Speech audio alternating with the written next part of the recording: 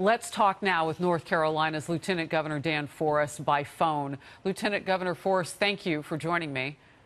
Thank you for having me on, Harris. You were perforating your emergency duties at this time, and my first question for you to tell the nation about how the evacuations are going all over the state. Well, we do have a great emergency management team here in North Carolina that have been preparing for this for some time, and the evacuations are going quite well right now. I mean, our roads are pretty clear, and I think people are taking this storm very seriously. I think they need to, Harris. This quite possibly could be the largest storm ever on record for North Carolina if things continue on track. This perpendicular hit of this storm is going to have some significant impact for most of the state of North Carolina. You know, I remember reading back in 1954 how long it took to recover from Hurricane Hazel, which was really the last time that the midsection of the East Coast was hit with a storm with 150 miles per hour. A lot of lessons learned in that. Some 15,000 buildings were destroyed. So as you look ahead, how many days of provisions are you telling people to have? What are some of the details that you tell people to really impress upon them how enormous the storm is?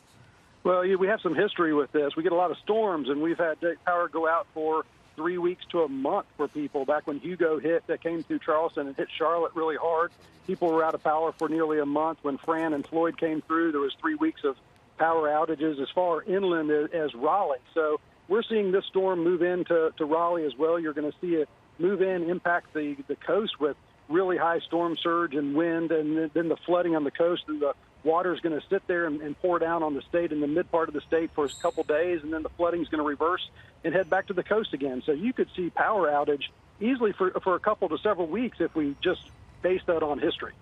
You know, what we've learned here recently, too, is the rainfall can be so punishing because of the fresh water that you have in your state. It's a beautiful state. And so much in South Carolina and Virginia as well deal with that freshwater offshore and having to deal with that storm come in and drop all that rain. So these are a lot of people to move. It's not just the coastal region. Yeah, I mean, we actually, if you follow the track of this storm up through north central North Carolina, we have two really dinky little rivers that carry all that water back to the coast, and the Tar River and the Neuse River.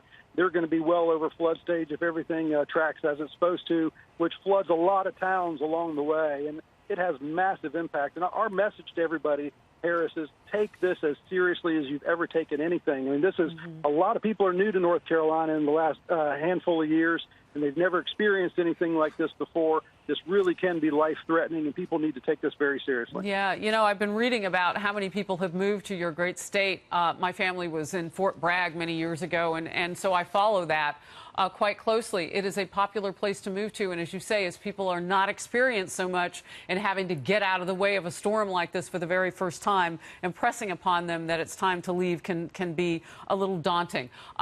Just the last couple of questions for you in terms of what you are told, because I know that you'll start to ramp up at your level of leadership with news conferences and that sort of thing.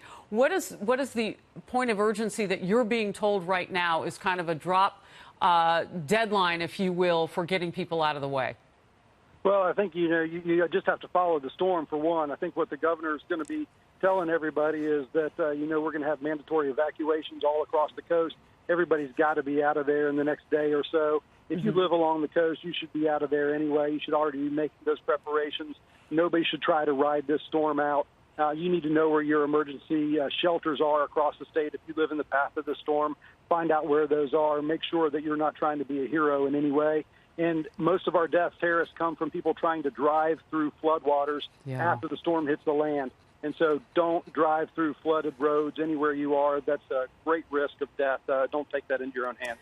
Lieutenant Governor of the great state of North Carolina, Lieutenant Governor Forest, thank you for being with us. And no doubt over the next couple of days, we'll touch back. Thank you. We'll look forward to it. Thank you, Harris.